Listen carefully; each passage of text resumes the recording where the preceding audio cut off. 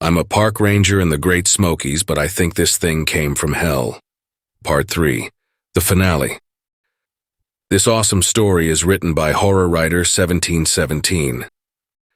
Be sure to check out the Amazon link in the description to find out more about their published books. So grab your coffee, sit back, and enjoy the show. The shower felt great, and getting some food helped restore my energy. If only I could have done the important part. Sleep. Every time I closed my eyes, all I saw was that thing charging me. The smallest sounds in my bedroom made my eyes shoot open, knowing that thing was there coming to kill me in a most horrible way. It took me the better part of 2 days to recover fully. Of course, mentally was another story. I'm not sure I'll ever fully recover mentally. Being hunted by a supernatural creature that people deny exists isn't something you soon forget. When I returned to work, I wasn't expecting a hero's parade or anything, but maybe a little acknowledgement would have been nice. Hey, we know you did your best, pat on the back. But instead, I got called into the boss's office almost as soon as I walked through the door. "Sit down," he said while closing the door behind him. His name was Raymond, but I only ever called him Boss. He was taller than me, but thinner. It looked like he'd have to hold on tight to something if a good breeze blew his way. "Well," he said, staring at me expectantly. "Well, what?" I said, wondering if this was one of those "I'll see how much you'll tell on yourself" kind of moments that parents and school principals always tried to pull. "You know exactly well what," he said. No, I have no idea what you're talking about." He sighed like I was some child who had to have everything explained to them twice. "Well, what happened out there?" "Oh, I went searching for missing hikers, but only found one. He was deceased." I sat back, happy with my brief explanation. He pinched the bridge of his nose in frustration. "Who told you to go looking for hikers?" "That's part of my job." "To just go on random quests like you're playing some kid's game?" "No, to help out a camper who said her family was missing." "Why didn't you call it in?" "I did. As a matter of fact, I got the call from this office to go investigate." "I'm not sure about that," he said. "I am. I'll check on that later," he said, avoiding my eyes. "Look, why don't you just come right out and ask me what you've been wanting to?" "Okay, I will. Did you murder that hiker?" "What?" I said, staring into his eyes, waiting for the punchline. "Are you out of your mind?" "It's the only plausible explanation." I sat back in my seat, aghast. "The only plausible explanation is that I took some hiker deep into the woods, against his will, murdered him in cold blood, tore him to shreds, ate the lower half of his body, then dragged what was left of him back out of the woods, nearly dying in the process, so I could deliver his corpse to the grieving family and cover my tracks somehow." "Well, did you?" he said, as serious as a heart attack. "Of course not," I said. "What kind of sick, perverted excuse for a human being would do such a thing?" "Then who did?" I knew I couldn't come right out and say, "It was a dogman," or I'd be laughed out of the station. Some type of alpha predator. "Like what?" "Bigfoot?" he said with a look that was halfway between disgust and humor. "You know what?" I said, jumping out of my seat. "I'm gonna go hunt down the thing that did this, drag its bloody carcass in this office, and dump it on your desk." I turned and stormed off, nearly running over 3 other rangers that were trying to hang around close enough to eavesdrop. I drove home in such a fury that I don't even remember the trip. I packed my bags and equipment for a week's trip. I was determined to take as long as it needed. Finding it wasn't the issue. I already knew where it was. The problem was getting back out alive. I loaded my handgun and shotgun with lots of rounds. I wanted to make sure not to run out like last time. I even bought sabot slugs for the shotgun for a little extra power. I took my hunting knife along as a backup. Trying to be better prepared this time, I hooked up my boat on its trailer, knowing I would need to get across the river. I put extra gas cans in it just in case. Overall, I was taking way more than I needed. I stepped back and looked at my overloaded truck and boat. I would say I was loaded for bear, but at this point I was loaded for a pack of bears with a bad attitude. Hoping it would be enough, I got in the truck and started down the road. For a moment I thought about stopping in and telling the family of the murdered father that I was going back to destroy the thing that took their loved one. But I couldn't stand the thought of making a promise if I couldn't keep it, especially the way the boy reacted. I could see him or the brother wanting to come along, and I wasn't sure I had the heart to tell them no. In the end, I decided to avoid the whole thing. I would tell them after I killed it if I came back alive. On that cheery thought, I turned onto Greasy Branch Road, heading for the Flat Branch boat access area. The longer I drove, the more I realized it was no wonder creatures such as this lived out here. There were only a handful of houses for miles, and the place was surrounded by forest. Some say the world has been thoroughly explored and there are no more frontiers. Whoever said that never drove on a back road through North Carolina and Tennessee. There could be a predator 10 feet off the road and you'd never see it through the brush and trees. On that cheery thought, I tried to find a radio station to listen to, but the closest I got was some talk radio that fought through the static just enough for me to hear every third word. I turned it off and amused myself by enjoying the early autumn leaves in all their multicolored glory. They covered the road as well. I was glad it hadn't rained today. The leaves on the road turn slick as snot when they're wet. Driving 40 miles an hour on a backcountry road was bad enough. I didn't need to slide off into a ditch. No tow truck would come here to get me out. It seems like I'm just full of cheery thoughts today. I chuckled as I slowed to negotiate a particularly sharp hairpin turn in the road which told me I was nearly there. The boat trailer groaned in protest as I nearly doubled back on myself through the steep turn. After straightening out, I was rewarded with the sight of a house. My mind reeled at who would want to live this far out in the middle of nowhere, especially with that thing roaming the countryside. Maybe no one lived there. Maybe the monster had already cleared out the houses in the area and had begun to feed on hikers. As I wondered, I came upon a man out mowing his front yard. When he noticed me, he gave a happy wave. So much for monsters terrorizing the neighborhood. As tempted as I was to stop and ask him about the creature, I didn't want to disturb his happy day of mowing with such terrifying thoughts. Being unseasonably warm, this would probably be his last mow of the season. It didn't take much longer to get to Flat Branch Boat Launch. When I pulled in, there was a pickup truck sitting there. I immediately recognized it as belonging to the dead man I'd brought back out of the forest. Unpleasant flashbacks of that day stormed through my head. It seemed like a lifetime ago. It was hard to believe it had only been 2 days, and yet here I was with my lousy paying job about to face this deadly creature for the second time, if I could even find it. There was a chance it may have moved on, but why was I here? Because I let my boss goad me into making a ludicrous and possibly impossible promise? Because a boy had lost his father in a most violent way? Or was it just to make sure no one else had to go through the same pain? Was it to make my little corner of the world safer? Honestly, I didn't know. It may have been any combination of those things, but I knew I was going to end it one way or another. There was no boat dock, nothing to tie the boat to as I backed it into the water and pulled the trailer out. I had to put out the anchor to make sure it didn't float away on me. That would have been a great start to my trip. I pulled the truck and trailer into the empty space that was used as a parking lot and grabbed the rest of my gear out of the back. I'd already loaded most of it in the boat before I left. Setting my backpack in the boat left just enough room for me to sit in the back near the motor. Looking over the full boat, I thought of the old axiom, it's better to have it and not need it than need it and not have it. I was definitely living that out with this trip. Starting the motor, I headed west toward Wolf Creek just like the last time. Only now I had a boat full of supplies and I knew what I was up against. My fondest wish was to find its dead carcass rotting on the beach as I pulled up toward Wolf Creek.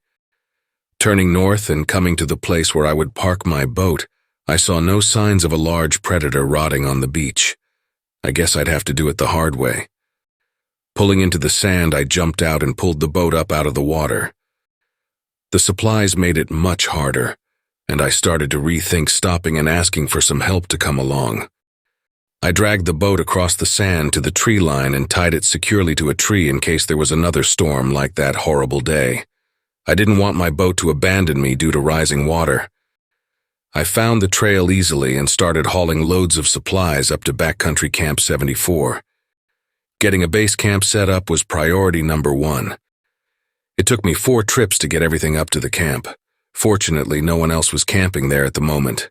As much as a little company might have been nice, I didn't want any innocent bystanders getting hurt. And hunting an alpha predator was a sure way for that to happen. Once I was unpacked and the tent was set up, I took a short rest and ate cold. I didn't want to start a fire and alert it to my presence. If I could sneak up behind it and blow a hole in its head, that would be just fine with me. I wouldn't want to see what kind of odds Vegas odds makers would give me on that scenario. Having rested and eaten, I got my pack loaded for my hike.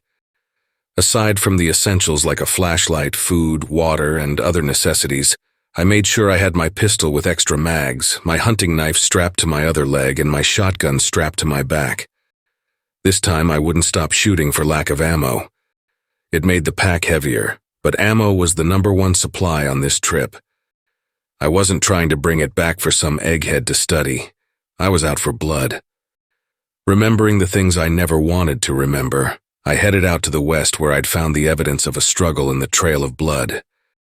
I continued west through rough underbrush, hoping I wouldn't lose my sense of direction and get turned around. That was the most dangerous thing for hikers, getting off the trail and losing their sense of direction. I'm sure a giant man-eating predator was the second most dangerous, and here I was searching for it like an idiot. As I walked for what seemed like way too long, I was about to turn around and go back when I saw the base of the mountain I needed to follow. It was a relief, but at the same time drew me one step closer to my prey and our final showdown. So far, this had gone much easier than I expected. Even the birds and animals in the forest were singing and making their normal noises as though nothing was happening. It was rather disconcerting, almost like I was walking into a trap. I stopped and looked around, suddenly feeling very vulnerable. There was nothing I could pick out of the endless trees, just a feeling of being watched. My hand drifted to my pistol and I held the grip but didn't take it out.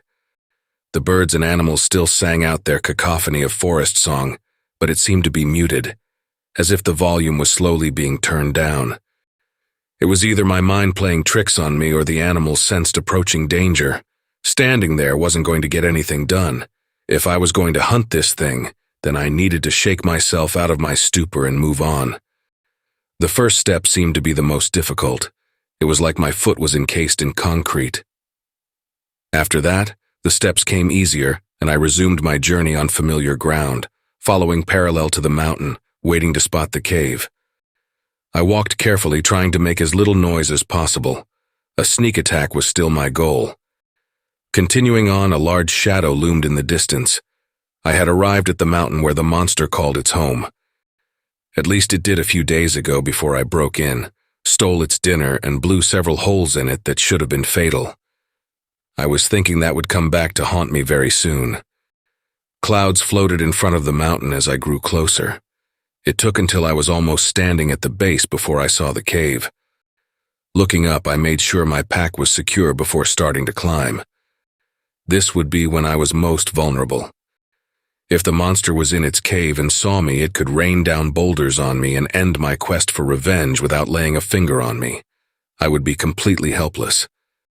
The thought buried itself in my brain so much that I shot furtive glances up at the opening almost every other step. I wasn't sure what I would do if I saw the thing holding a boulder over its head, aiming at me, but I would at least know death was coming. My climb continued unmolested. Until I reached the cave, I was a basket case of nerves. It took me a few minutes to calm down and get my heartbeat back under control. Quietly removing my pack and setting it on the ground beside the cave entrance, I took a drink of water before preparing to enter. No use dying thirsty. I unslung my shotgun and stuffed my pockets with as many shells as I could carry. I knew I was losing my stealth, but the extra firepower was worth it. Pulling out 4 extra magazines for my pistol, I slid them in the back of my waistband, then took a deep breath and shone my flashlight into the cave, half expecting the monster to come rushing at me from the darkness. Shining the light around the inside of the cave and seeing no murderous monster lying in wait, I took my first few tentative steps. Flashbacks assaulted my mind of the last time I was here. At least it wasn't raining this time. Another memory asserted itself and made me turn around and retreat to the mouth of the cave in my backpack. I dug through it and retrieved a set of electronic noise-canceling earplugs, then put them in my ears. The last time firing my gun had nearly deafened me. At least I had learned a valuable lesson for this time. I stepped back inside the cave, sincerely hoping this would be the last time and I wouldn't have to learn any lessons to return anytime soon. My memory reminded me that it hadn't been long since I'd been here. I held the shotgun pointing toward where the light was shining. It would have been better if I had a flashlight mount for the shotgun, but instead, I had to hold it with the same hand I would need to reload with. That had the potential to be problematic, but that was a future problem. Right now, I was listening intently for any movement, but only hearing the shotgun shells rattling around in my pocket. I swept the light back and forth as the cave grew bigger. I had arrived at the place where I found the hiker and had my battle with the monster. As if to reiterate the point, I stepped on something that made a scratching sound. I moved my foot and looked down to find one of my empty shell casings from the gunfight. My senses went into full red alert mode, knowing I was in its lair. The last time around, we had already seen each other by this point and were in a fight for our lives. This time, there was only eerie silence that had the hairs standing on the back of my neck. I could feel it watching me, waiting for me to step just a bit further into its trap. I stepped slowly over to where I'd found what was left of the hiker. There was still a dark stain on the ground where he'd bled out. The memories flooded back, strengthening my resolve to make sure this monster never destroyed any more families. As I stood there, thinking about the poor man who'd been eaten while he was still alive, I heard the faintest of sounds. Instantly, I went on full alert. I shone the light all around, trying to get a bead on where it was before it could get to me. At first, I didn't see anything. And seeing nothing is much worse than seeing something, even if the something is terrible. At least you can point your gun at something, but not so with nothing. The scratching continued to get louder as it eluded my sight. I was quickly entering panic mode. It was coming. I could hear it. I could feel it. The only thing I couldn't do was see it. Finally, my eyes caught a glimpse off in the far corner. It was hunkered down and slowly crawling toward me. I locked my aim on it and took a step forward. It continued slowly toward me, but something was wrong. It wasn't attacking. As I stared at it, coming closer, it sniffed the air as if trying to identify what I was. This was all wrong. There was no way that thing shouldn't have already identified me and gone into full ballistic mode. Something else seemed off. As I watched, it move differently, and unless my eyes were playing tricks on me, it was smaller than the last time I'd seen it. Then it hit me. This creature had both eyes. It wasn't the same one as before. My spine turned to ice. There were more of them out here. It shouldn't have been a surprise. I mean, to think that the animal that attacked me was the only one of its kind was ludicrous if you really thought about it. This one was hesitant. It continued sniffing the air as it approached me. Apparently, the larger one hadn't told it about the intruder that shot its eye out and came close to killing it. The creature came within leaping distance. If it suddenly decided it didn't like my scent, it could make quick work of me. My conscience spoke up for the first time and told me this creature was innocent. It had done nothing to me. I hesitated, wondering if it was right. Did this thing deserve to die when I had no proof it had ever harmed anyone? But then again, it was a wild animal. It didn't get to nearly full size by eating berries and hugging trees. It was also an alpha predator, regardless of its size. It would grow and become just as dangerous as its parent. And there it was. Could I really destroy a child, even a predator child? My entire career had been about protecting people. Was this thing any less worthy of my protection? It continued to approach while I hesitated in my mental vapor lock, unsure of what to do. And then it happened. The entire time it had shown no emotion other than curiosity. Now that it was close, it must have sensed my hesitation and even my fear. It bared its teeth and let out a low growl. In an instant, my hesitation was gone. I knew this thing was a predator to the bone. It would stalk, hunt, and kill whatever it wanted to. The trails around the area would become its feasting ground. I would have to come out here again to deal with this thing, if it didn't kill me first. Then someone else would have to deal with it. The slaughter wouldn't end, it was just beginning. It crouched. I fired. The Sabbath slug tore a hole through its chest. I fired again as it yelped and tried to get away, but I had blown its front leg off. I fired again, this time hitting it in the neck. Blood sprayed as it collapsed. Stepping up and aiming at its skull, it looked up at me, panting, blood pouring from its wounds. The impact hit my back like a freight train. I rolled on the ground trying to catch my breath that had been knocked out of me. It took every ounce of determination to turn my head and see what had hit me. There it stood over the wounded younger one, my nemesis. I saw the hole where its eye should have been. I saw the wounds on its body that had barely had time to scar, let alone heal. But most of all, I saw my shotgun lying 20 feet away from me. It was all I could do to sit up straight and pull my pistol out of its holster. In a flash, the monster was on me, swatting the pistol out of my hand. It had learned from our last encounter, too. Instead of waiting for me to take aim and dodging bullets, it took the weapon out of the equation. It hovered over me. Its putrid breath stank of death. There was nothing I could do, and it knew it. I closed my eyes and focused on getting my breath back. It seemed futile when I was about to die, but I wanted to go out fighting. When I opened my eyes, the monster was back with its child, holding it like a mother would cradle a baby to comfort it. As my breath returned, my mind tried to come up with some way out of this impossible situation. My shotgun and pistol were halfway across the room. There was no way it would let me just stroll over and pick one of them up. In fact, I knew if I moved, the thing would be on me again. The only reason I could think that it hadn't eviscerated me yet was to comfort its dying child. To test my theory, I scooched over toward the shotgun maybe a foot only to draw the monster's single-eyed glare. Yeah, that wasn't going to work. My energy had nearly returned.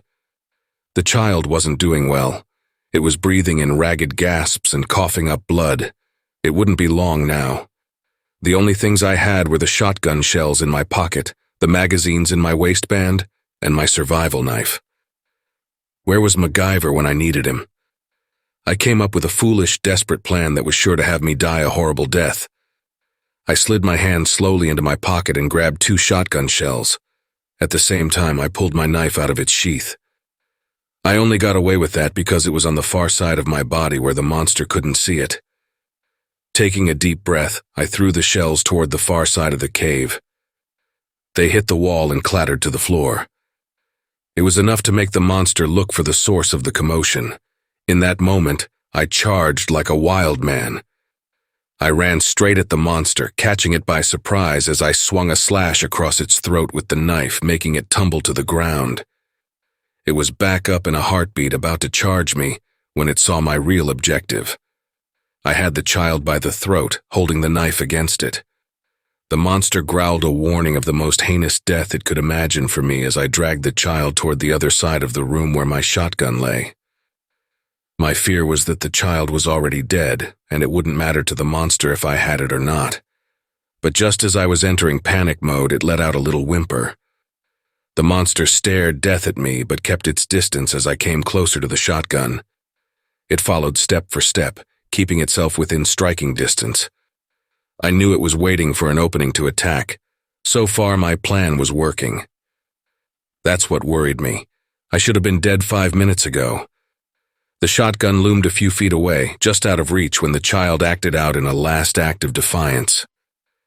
It turned its head as far as it could, causing blood to flow even faster, and then it looked at me and bit my arm that held it. I screamed in pain as the monster charged. Time slowed as my brain kicked into overdrive and reacted. The monster was almost on me, claws out, aiming for the kill.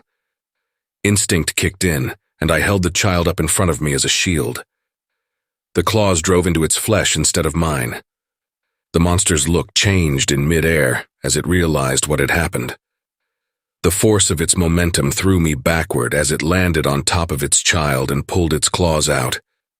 It turned to face me with rage dripping from its eyes, only to come face to face with the shotgun. I didn't wait.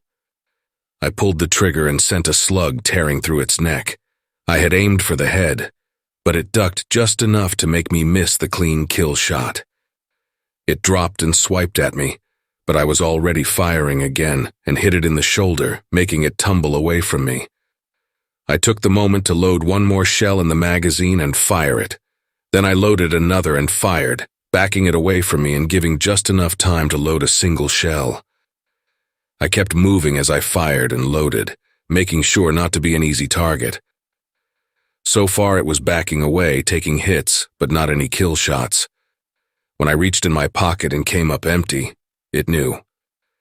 I had one more shot in the chamber and then I was out. It charged, willing to take the last shot, when I bent down and picked up my pistol. I threw the shotgun at it, confusing it as I began unloading rounds into it. The hits were starting to take their toll. It wasn't able to dodge as quickly as last time. I emptied my first magazine and loaded another. Taking careful aim with the first shot, I hit the other eye.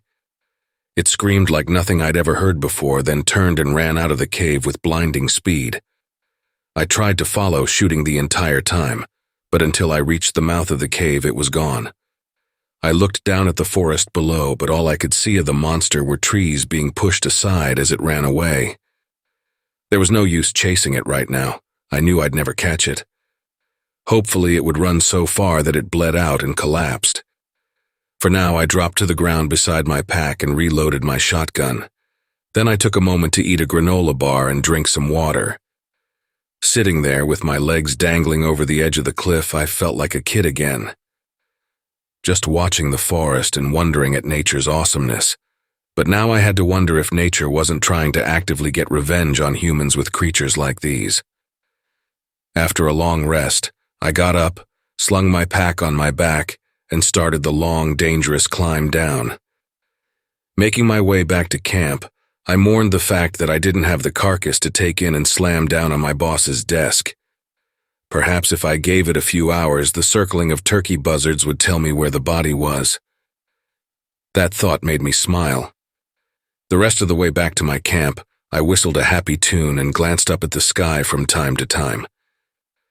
I decided to sleep at the campsite and get up in the morning rested to pack everything up.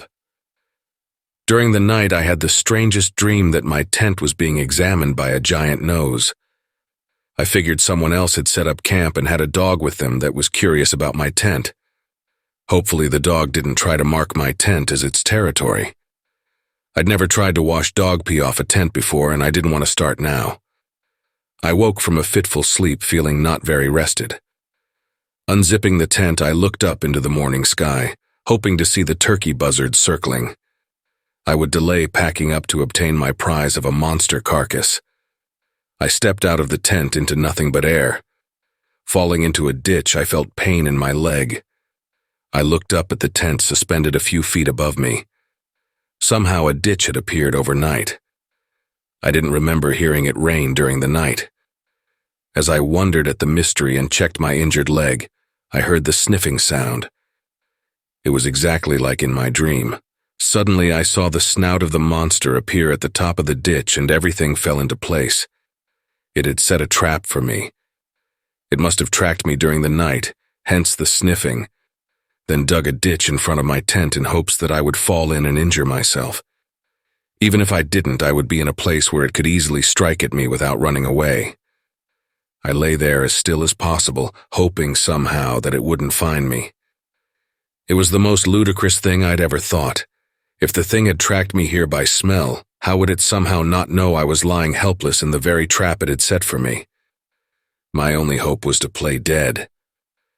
The sniffing grew closer. I stayed still. Peeking one eye open, I saw the snout start over the edge coming down toward me. I had nothing on me or in my pockets. My pistol, shotgun, and even knife were sitting in the tent. The snout almost touched my leg. I heard a soft growl. It was getting ready to strike. There would be no jumping up and making a quick move to save my hide this time. I knew my leg was injured, but didn't know how bad. With a homicidal monster bearing down on me was no time to test it. In desperation, I felt around beside me in the ditch for anything that might help. I found a small stick and a rock the size of a fist. As the snout came closer, I lunged with both, slamming the stick into one of the empty eye sockets and the rock smashing against the other. It howled in pain as I scrambled out of the ditch and into my tent, grabbing the shotgun and whipping around, knowing it would be there charging at me. But the attack never came. I knelt there, feeling my leg throb with pain, waiting for the monster to come at me from any side. My eyes darted around, looking blindly at the inside of a tent with no clue which direction the attack would come from. After a minute, my curiosity got the best of me. That and I couldn't kneel on my injured leg any longer. I pulled the flap of the tent aside and looked out, but nothing was there. I stepped carefully over the ditch and looked around the campsite. It was nowhere to be found. Limping over to painfully sit on the log by the campfire ring, I wondered how many times I would have to kill this thing before it died. I hoped it was thinking the same thing about me and was starting to doubt if it was worth coming after me again. It had proved to me that I needed to finish this, one way or the other. This thing had to die. My mind was overloaded trying to imagine what its next move was, and more important, what was mine. Staking myself on a spit over the fireplace and waiting for it to come eat me in hopes it would choke to death was all my exhausted brain could come up with. I sat there for a while until I came up with another plan that was sure to get me killed. It wasn't long before the monster came back, maybe an hour. It snuck up to the campsite, keeping a close eye on the tent and the ditch. Only its eyes were its nose. It sniffed when it entered the campsite and kept sniffing as it approached the tent. Half measures were gone as it leapt on top of the tent and landed slashing at anything and everything inside. Within minutes, there was no tent, only colorful shreds strewn around the campsite. The monster came out of the remnants of the tent confused. It had torn something to pieces, but it didn't feel the flow of blood or hear the satisfying shrieks of pain. It looked around with its nose, only discovering the truth too late. I had gone back inside the tent and changed my clothes, leaving my dirty ones in a pile on top of my backpack. I then took a quick trip to the creek and washed off the best I could using just a little soap. I hoped it was enough to wash away my scent, but not so much that it would smell the soap. When I got back to camp, I dressed in a fresh set of clothes and put on my belt with holster, and slung my shotgun. Then came the difficult part of the plan. There was a tree overlooking the campsite that had several branches that grew out of the same spot, making it an ideal nest. It took every ounce of strength and willpower to overcome the pain in my leg enough to climb the tree and set up in the nest. After it tore the tent apart, I took careful aim with the shotgun and put the first sabot slug through its skull. The spray of red in the lower part of its jaw exploding onto the ground told me I'd made a good shot, but I didn't stop to celebrate. I unloaded round after round into every vital organ. When I shot the gun empty, I took out the pistol and did the same thing. It had tried to evade at first but had no idea where I was, so therefore no idea which way to go to get away from my attack. It had slumped to the ground and lay still, yet I continued to pump round after round into it. When I had fired both my guns empty, I painfully climbed down and approached it. I watched it for a long moment to see if the chest would rise or fall. It seemed to be still. That's when I took out my knife and sawed its head off. When I first started, the body twitched, making me jump back, but until I finished, there was no doubt. It was finally dead. I know I said I wanted to take the corpse back and plop it on my boss's desk, but I figured this would be good enough. Besides, I was too exhausted, and with my injured leg, I didn't think I could have dragged that thing all the way back to the boat. Standing there in the middle of the carnage that was once a peaceful campsite, holding the severed head of the deadly predator, I sighed. There was nothing left for me to take back with me except the guns, knife, and the head. I looked into the empty eyes one last time, then turned south and started limping toward the boat. Getting it into the water was quite an ordeal as well. It took a while and I had to rest in between. But once it was in the water and I was on my way back to the truck, I closed my eyes for a moment and enjoyed the cool lake breeze washing over me. Loading the boat back onto the trailer was a struggle as well, but once it was on, I started the long trip back. I stopped off at the cabin where the family had been staying to tell them that I'd gotten the thing that killed their husband, brother, and father, but no one was there. They must have packed up and gone home. Can't say I blame them. I wouldn't hang around either. I drove to the station and got my parcel out of the back. Limping into the building, the rangers looked at me with concern. A couple even asked me if I was okay. I waved them off and went straight to the boss's office. "Here's your proof," I said, slamming the skull down on his desk, causing blood to splatter everywhere. I didn't give him a moment to respond before I said, "I quit." Then I walked out, emptied my locker, and was on my way out the door when I heard the call over the radio. Some hikers had gone missing out near Fontana Cabin, which wasn't far from where I'd hunted the monster. I paused for a long moment, then turned and walked out the door. Driving home, I argued with myself. In the end, exhaustion won the argument. I went home, got a shower and a hot meal, then went to bed. I'd call into the ranger station tomorrow and see if they'd found those hikers yet.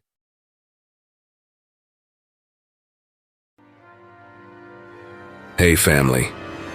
A very big thank you to Horror Writer 1717 for allowing me to narrate such an awesome tale. Be sure to check out their Reddit profile for more of their awesome works. And don't forget to check out his published books on Amazon. Link is below in the description. If you would like to support us and make a donation, I'd be very much appreciative. I do have PayPal and a Buy Me a Coffee account. Be sure to also check out our merch store. There are plenty of items and designs to choose from.